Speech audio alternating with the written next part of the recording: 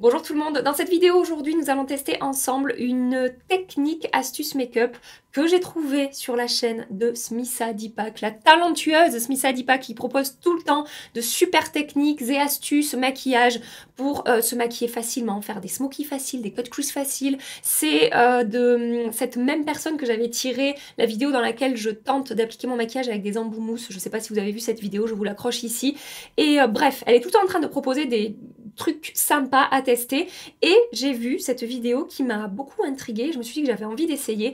La technique que je vais tester aujourd'hui permettrait apparemment, une fois qu'on a terminé son teint, d'avoir un rendu vraiment très naturel, très fondu, effet seconde peau, sans effet de matière, sans effet poudre, sans effet sec et de garder un effet un petit peu flawless et glowy et peau en bonne santé. Donc j'ai eu envie d'essayer ça et de tester ça avec vous pour voir si ça fonctionne vraiment, si ça fait vraiment la différence.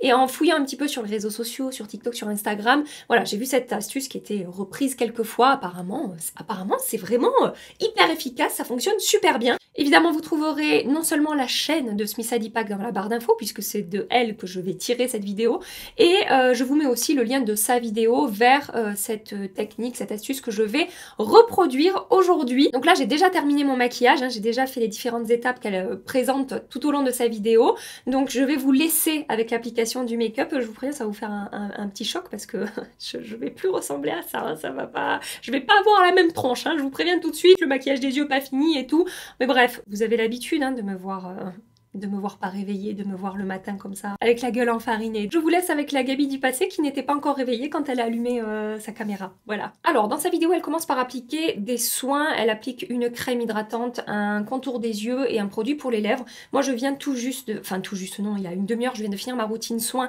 Donc, ma peau est hydratée. Je n'ai pas besoin de passer par cette étape-là. Mais si vous avez appliqué vos soins il y a un petit moment et qu'après, vous vous maquillez quelques heures après, peut-être c'est bien effectivement de réhydrater votre peau, de réappliquer quelque chose qui va permettre de mieux fondre les matières ensemble. Je pense que c'est pour ça qu'elle le fait.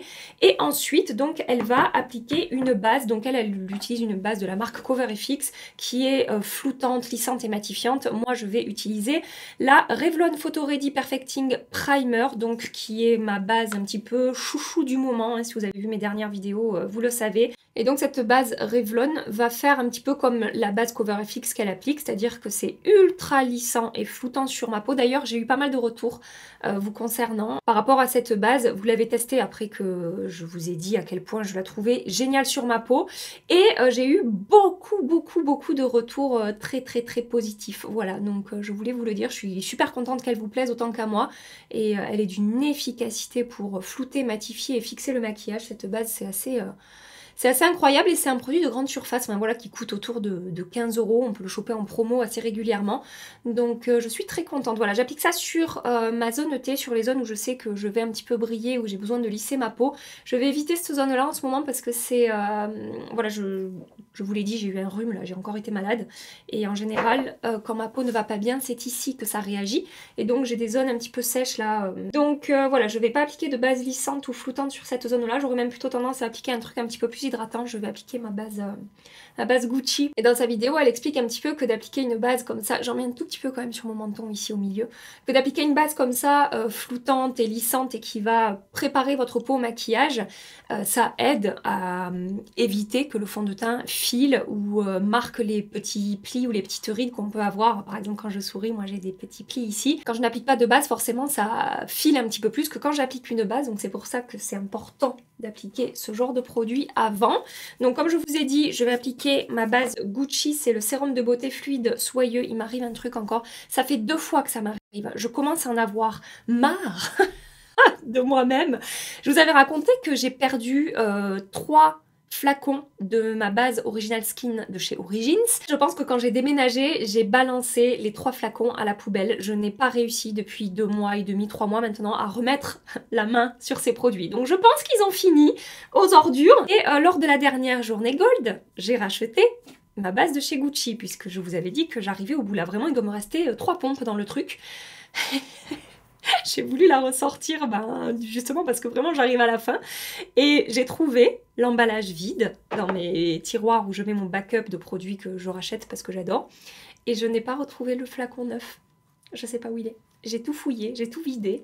J'ai cherché partout pendant au moins, je pense, 1 heure. Et j'ai pas réussi à remettre la main dessus. Donc je pense que ma base Gucci, qui coûte un rein, hein, soyons honnêtes, a rejoint mes bases Origins, voilà, qui ont fini également à la poubelle. Ils doivent être bien tous, voilà, au fond d'une benne comme ça. C'est pas possible. Ensuite, elle passe à l'étape fond de teint. Elle utilise le Bandit Souhait Matte de chez Too Faced. Ce fond de teint n'a jamais fonctionné sur ma peau, mais c'est un de ses fonds de teint préférés. Moi, mon fond de teint préféré, enfin, un de mes fonds de teint préférés, c'est le 24 heures Fresh Wear Infaillible de chez L'Oréal. Je mélange la teinte 130 et 140 et c'est celui que je vais utiliser aujourd'hui. Elle dit dans sa vidéo qu'on n'est absolument pas obligé d'utiliser les mêmes produits qu'elle. Il faut qu'on utilise des produits qui fonctionnent bien pour notre peau. Bon, après, évidemment, plus vous utiliserez un fond de teint qui n'est pas trop épais ou pas trop couvrant, plus vous aurez un rendu naturel et un effet seconde peau. Puisque l'idée aujourd'hui, c'est vraiment ça, c'est vraiment d'avoir le rendu le plus naturel possible. Mon bracelet fait des bruits insupportables. Je suis désolée.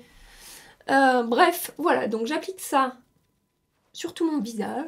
Tellement beau ce fond de teint sur ma peau. Oh, qu'est-ce que je l'aime. J'enlève mon bracelet.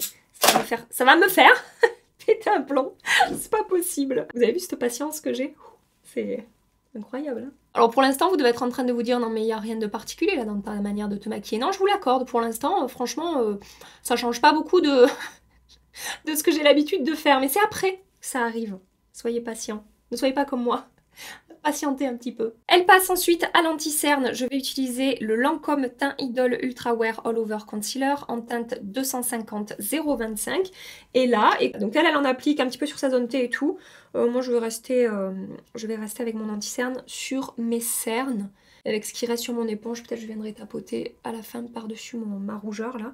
Alors ensuite, elle va poudrer tout son anti-cerne. Moi, je ne vais pas le faire. Vous savez que je ne poudre quasiment jamais mon anti-cerne. Ce que je peux faire de temps en temps, si je veux vraiment éviter que ça file un petit peu dans mes petites ridules, une fois que l'anti-cerne a séché et qu'il est posé, je prends une poudre un tout petit peu satinée lumineuse. Donc là, c'est dans une palette Too Faced. C'est la Turn Up the Light. Et je vais prendre la teinte Soft Focus ici, qui est une poudre de finition à peine un petit peu satinée, donc parce que je veux pas que ça plombe en fait mon contour de l'œil.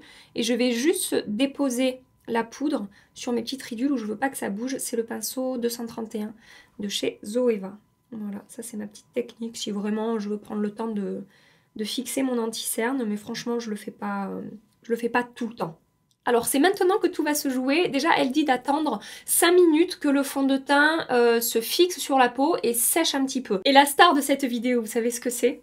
Un rouleau de papier toilette. Alors elle explique que vous n'êtes absolument pas obligé d'utiliser du PQ, mais elle utilise du PQ, donc je vais utiliser du PQ. Mais elle dit qu'on peut utiliser un mouchoir ou un sopalin, mais que l'option PQ c'est le moins cher et ça fonctionne très très bien. Donc je me suis dit, parfait, j'ai du PQ chez moi, comme tout le monde j'imagine, enfin... Je crois. Vous savez que je fais des fois mes retouches avec du PQ et tout. Finalement, le PQ, c'est un vrai accessoire de beauté. Hein, voilà, il faut se le dire. Donc, ce qu'elle fait, c'est qu'elle divise sa tranche de papier toilette en 2. Donc, c'est ce que je vais faire. Mais je sais pas s'il y a 2 ou 3 épaisseurs sur mon PQ. Bon, écoutez, je vais prendre... Non, je crois qu'il y en a 3.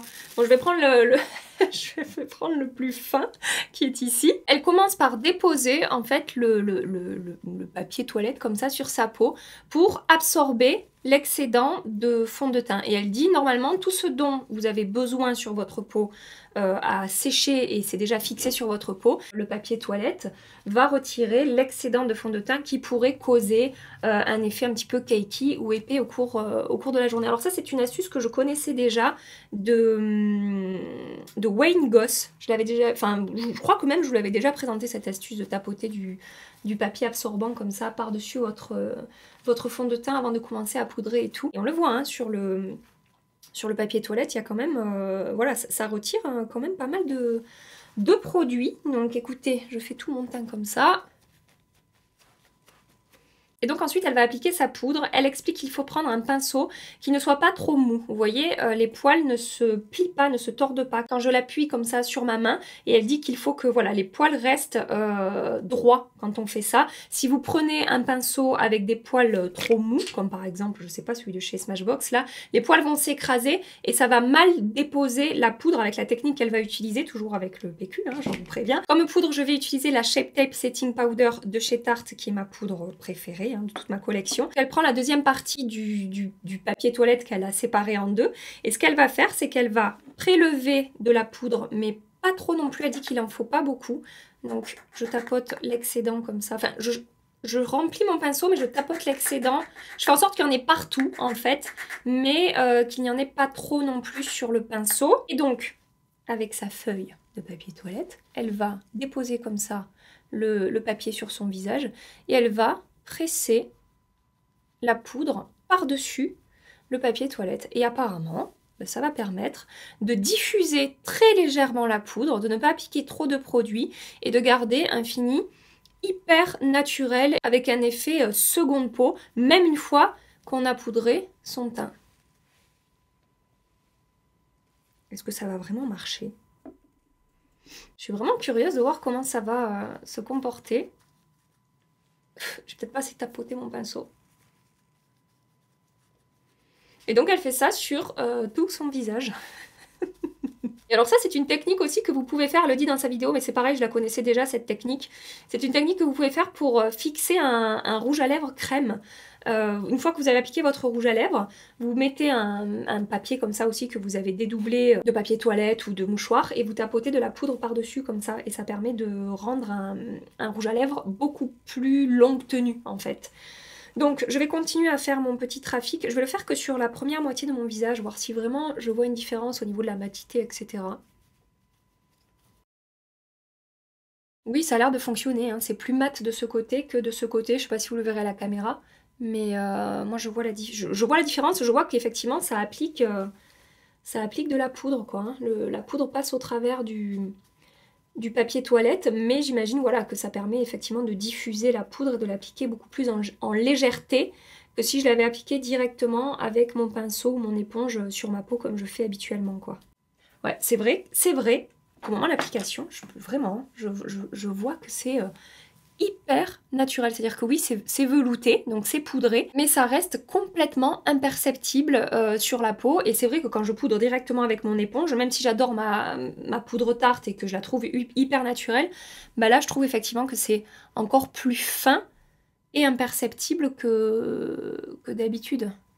C'est pas mal, hein. Au moment de l'application, je trouve ça vraiment, vraiment réussi au niveau du rendu sur la peau. Après, est-ce que c'est quelque chose que je ferai tous les matins, de me poudrer la tronche avec mon PQ? Je ne sais pas, franchement, j'en sais rien. Mais bon, écoutez, on est là pour tester, hein. Étape suivante, ça aussi c'est une technique que je connais déjà. Alors, moi je suis pas hyper fan de cette technique parce que je trouve que parfois ça peut un petit peu décrocher mon make-up, mais je vais aller au bout du test, hein, de sa technique et de ses astuces. Donc je prends un spray de finition, moi j'utilise celui de chez Morphe, c'est le Continuous Setting Mist. Elle utilise celui de chez Benefit, mais je suis pas hyper fan du Benefit, donc je préfère utiliser la brume Morphe. Elle en met sur son éponge, voilà, et donc elle va venir tapoter par-dessus ce qu'elle a fait, par-dessus la poudre et tout, son éponge avec le spray de finition. Et elle dit que non seulement ça va fixer votre maquillage, et que ça va permettre de finir de fondre les matières ensemble. Alors moi je préfère l'appliquer voilà, par-dessus mon maquillage et le laisser sécher. Ça rapporte un petit peu de glow. C'est vrai que ça rapporte un effet un petit peu plus radieux. C'est un petit peu plus glowy, mais de manière très naturel. En fait, c'est pas comme si j'avais appliqué une poudre lumineuse ou un enlumineur. Ça apporte un effet peau hydratée en bonne santé, donc ça c'est joli. Donc écoutez, ça va, ça se passe plutôt bien. J'ai un petit doute juste sur cette zone-là, c'est le premier endroit où j'ai tapé l'éponge, peut-être c'était trop mouillé. Je sais pas si ça m'a enlevé un petit peu de matière, ça reste joli, hein. J'ai toujours le fond de teint, mais ça m'a peut-être enlevé je sais pas, un petit peu de produit, j'en sais rien, pas de ce côté. Donc bref, j'ai fini de tapoter tout ça sur ma peau.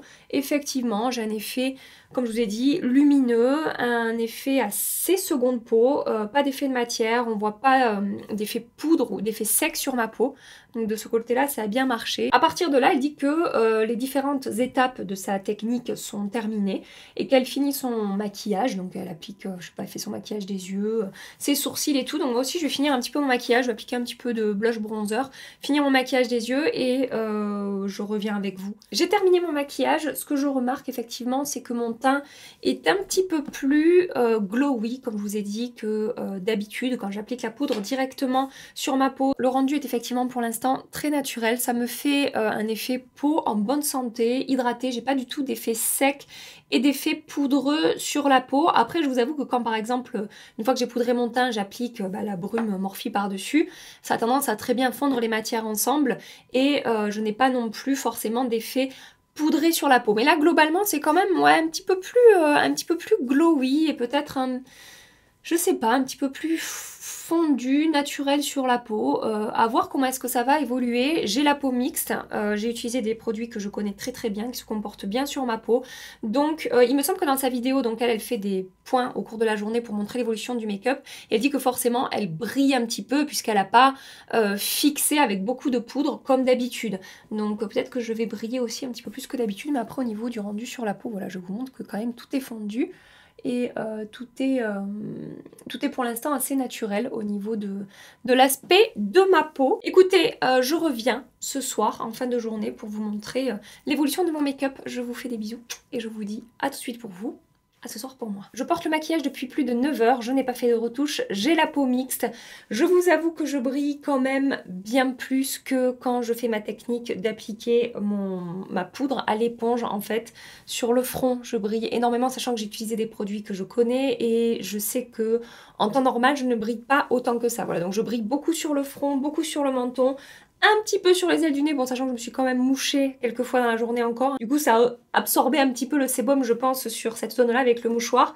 Donc pour ma peau mixte ou pour des peaux grasses, cette technique là, soit vous faites des retouches et ça peut fonctionner parce que le rendu sur la peau était vraiment très joli au moment de l'application. Effectivement j'ai trouvé que c'était, après je suis allée me regarder dans mon miroir à la lumière du jour et tout, c'était vraiment très très fin et sans effet de matière et tout, c'était très joli. Par contre après au fil des heures, clairement je brille beaucoup plus qu'en temps normal.